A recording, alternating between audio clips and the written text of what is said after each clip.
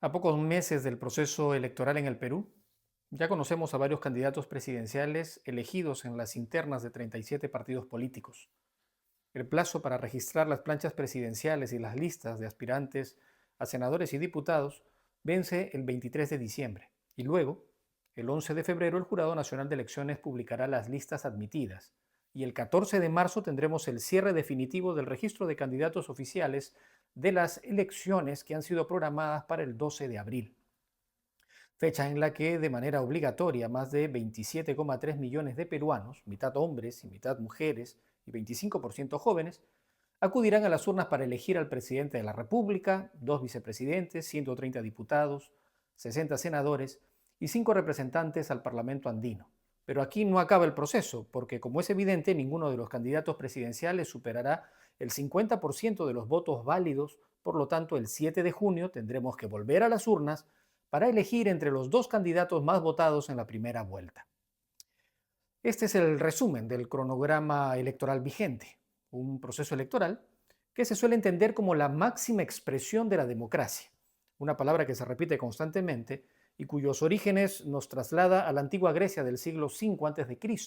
y cuyo significado se conoce como una forma de gobierno basado en el poder del pueblo. Entonces podemos decir que la democracia es un sistema de organización política y social donde el poder y la soberanía residen en el pueblo, y es el pueblo quien ejerce el poder a través de sus representantes que resultan elegidos mediante procesos electorales libres y transparentes. Pero la democracia no es solo un proceso electoral cada 5 años para que luego los elegidos hagan lo que les viene en gana. Eso no es democracia. Lo que debe suceder realmente en un proceso electoral es darle legitimidad al sistema político para que los elegidos se pongan al servicio de la ciudadanía, gestionando las instituciones del Estado, que pertenecen a los poderes ejecutivo y legislativo, para procurar el bien común de toda la sociedad. Además, tienen la obligación de facilitar, vigilar y garantizar que el Poder Judicial cumpla su rol de administrar justicia con imparcialidad e independencia en el momento oportuno y con respeto irrestricto a los derechos humanos y al derecho internacional. Como pueden ver, la democracia es un sistema de gobierno que va más allá de un proceso electoral que, desde sí mismo ya en el Perú, tiene una contradicción esencial, porque el proceso electoral debería ser el resultado de una elección libre de nuestros representantes. Sin embargo, este es un proceso obligatorio para elegir entre candidatos que no representan a la mayoría de peruanos. En consecuencia, este principio fundamental de representación real del pueblo para darle legitimidad al sistema político no se cumple. Por lo tanto, ¿podemos hablar de democracia en el Perú? Para responder esta pregunta, que se repite hace casi 25 años después de que la dictadura de Fujimori y Montesinos perdieran el control central del gobierno y el intento de instaurar una verdadera democracia en el Perú, es necesario analizar con detalle las condiciones mínimas que deben cumplirse en un país para poder afirmar que existe una democracia real. No importa si es plena o incipiente, pero al menos que sea una verdadera democracia. ¿Podemos hablar entonces realmente de democracia en el Perú? Veamos si existen las condiciones necesarias para sostener en pie los 7 pilares de cualquier democracia que garantizan una vida digna para todos, que conduce a su pueblo hacia el progreso y la felicidad, hacia el bien común, una democracia que persigue como fin supremo alcanzar la ciudadanía plena de todos sus habitantes sin ninguna distinción de credo, de género, de edad, de origen, de creencia, de ideología política o condición social ni económica. El primer pilar es el respeto a los derechos humanos y al derecho internacional. Y para esto debemos de entender que los derechos humanos son aquellos derechos fundamentales que tenemos todas las personas sin distinción alguna. A nivel individual tenemos el derecho a la vida, a la libertad, a la seguridad, al trabajo digno, a la salud, a la educación, a la cultura, a no ser torturados, a la igualdad ante la ley, a un juicio justo y público, a la presunción de inocencia, al asilo, a la libertad de pensamiento, de opinión y de expresión. Y a nivel colectivo, tenemos el derecho de reunión y asociación, el derecho a votar y ser elegido, a la sindicalización, a la autodeterminación de los pueblos, a la paz, al acceso a los recursos naturales, a la consulta previa, a la identidad cultural, a la igualdad, a la no discriminación. Estas son condiciones mínimas y necesarias que los estados están comprometidos a garantizar a toda la población para que vivan con dignidad y de manera pacífica. Estos son derechos universales, inalienables, reconocidos en la ONU, defendidos desde la OEA y respaldados por una serie de tratados y convenios internacionales que rigen el derecho internacional y que han sido suscritos también por el Perú, y que frente a cualquier vulneración pueden ser sometidos ante la Corte Interamericana de Derechos Humanos, un tribunal internacional que emite sentencias vinculantes de estricto y obligatorio cumplimiento. Entonces, ¿acaso el Perú de hoy cumple, respeta y garantiza los derechos humanos para todos los peruanos sin excepción? El segundo pilar de la democracia es la separación de poderes, es decir, que el poder ejecutivo, el legislativo y el poder judicial se manejen con total independencia y con contrapesos, para evitar el abuso y la concentración del poder en alguno de ellos. Es una especie de sistema inmunológico de la democracia que evita que un Estado democrático se convierta en un régimen autoritario y tirano. ¿Acaso el Perú de hoy cuenta con una real separación de poderes? El tercer pilar es el Estado de Derecho. Una frase que repiten expertos refiriéndose al estricto cumplimiento y sometimiento a la ley. Sin embargo, en una verdadera democracia, el Estado de Derecho significa contar con un sistema de normas, leyes e instituciones que han sido creadas por el pueblo a través de sus representantes legítimos para procurar, sostener, promover y proteger la vida en común de todos de manera pacífica, justa y equitativa, de tal manera que todos podamos disfrutar de una vida digna y de gozar de una ciudadanía plena. Es decir, el Estado de Derecho es la manera de cómo se organiza la sociedad para que a través de sus instituciones y sus leyes al servicio de la población y mediante procesos de mejora continua, conduzcan al país a un estado de bienestar, de progreso y de felicidad de todos sus habitantes. ¿Acaso el Perú de hoy, sobre todo este Congreso, crea o modifica leyes y normas para beneficio de todos los peruanos? ¿Acaso el Perú de hoy cuenta con entidades públicas controladas por el Ejecutivo que actúan con honestidad, eficiencia y transparencia a favor y para bienestar del pueblo? El cuarto pilar es la libertad de prensa, pero no debemos entenderlo como la libertad de las empresas que dirigen medios de comunicación para publicar lo que quieran de acuerdo a sus intereses particulares. No se trata de hacer uso de los medios y de las plataformas de comunicación para manipular y construir una realidad o una opinión pública sesgada. Tampoco para legitimar un modelo de pensamiento o para deslegitimar al que piensa distinto. En realidad, lo que necesita una verdadera democracia es una función ética de la prensa, para que la población conozca los hechos de manera objetiva y que esto les permita tener un juicio crítico propio a partir de su propia realidad. Y a la vez, la libertad de prensa también significa que todos los sectores de la sociedad cuenten con sus propios canales de expresión, para que tengan voz, para que puedan emitir sus opiniones desde sus propios puntos de vista, de tal manera que la sociedad en general pueda contrastarlos y optar por tener uno propio. ¿Acaso el Perú de hoy tiene una prensa libre, objetiva y sobre todo abierta a la participación de todos los sectores de la población?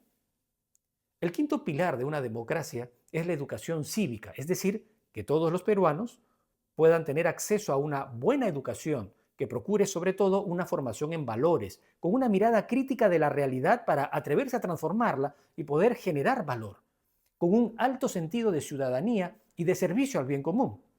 Una educación que tenga como base de la conducta humana el respeto, la ética, la integridad y la solidaridad, y como base de la sociedad a la familia, la justicia, la responsabilidad, el respeto a la ley y a las instituciones democráticas y el cuidado del planeta. ¿Acaso la educación en el Perú permite formar buenos ciudadanos con estos valores y principios democráticos? El sexto pilar es la rendición de cuentas, una iniciativa que promovió Alejandro Toledo en su gobierno. Sin embargo, hasta la fecha son muy pocas las instituciones públicas que cumplen a cabalidad la ley de transparencia y acceso a la información pública.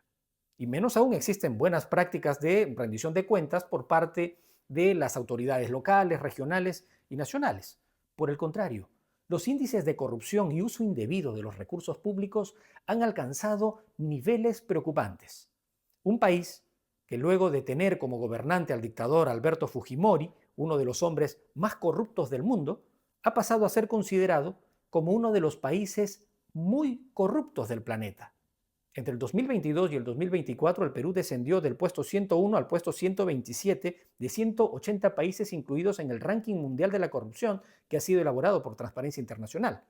Mientras que en Latinoamérica, el Perú encabeza la lista de los países altamente corruptos, por encima de Honduras o Venezuela, según un estudio realizado en 17 países de la región por Latino Barómetro. Esto afecta la confianza en el Estado por parte de la población, lo que deviene en desmedro de la gobernabilidad, alcanzando niveles prácticamente inexistentes, lo que se refiere a una profunda brecha de desconexión severa entre la ciudadanía y sus representantes. Según el informe del INI de este año, la mayoría de instituciones públicas, como el Poder Ejecutivo, el Poder Judicial, la Fiscalía, la Policía Nacional y los gobiernos locales, se encuentran en la categoría de no confiables, con índices de desaprobación que rondan el 80%, mientras que la desaprobación del Congreso alcanza el 95%. ¿Acaso el Perú de hoy puede considerarse como un país confiable, honesto, transparente y libre de corrupción? Y el séptimo pilar de la democracia es la participación ciudadana. Si bien lo menciono al final, no significa que sea el menos importante, al contrario. Este pilar es considerado como el motor que da fuerza a la democracia, porque representa el derecho y el deber de las personas de intervenir en las decisiones que impactan en la vida de todos los peruanos. Y para que esto sea posible, se deben cumplir dos funciones principales. La primera es la participación directa de la población en el diseño y en la implementación de las políticas públicas.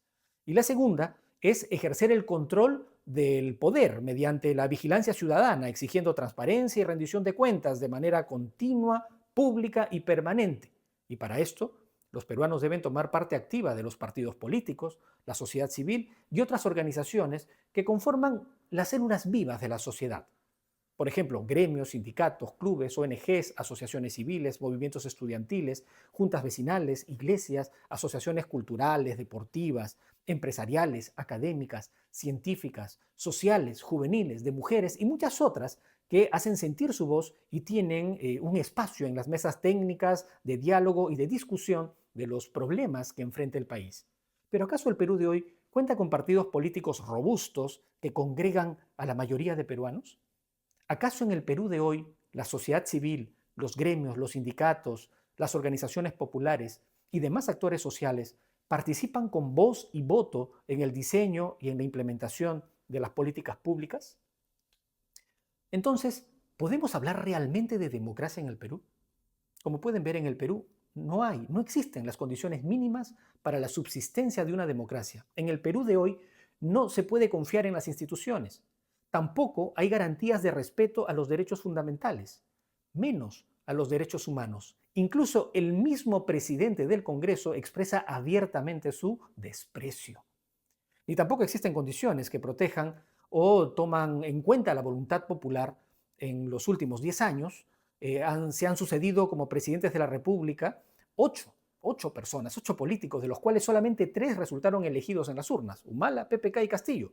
Los demás fueron impuestos por el Congreso.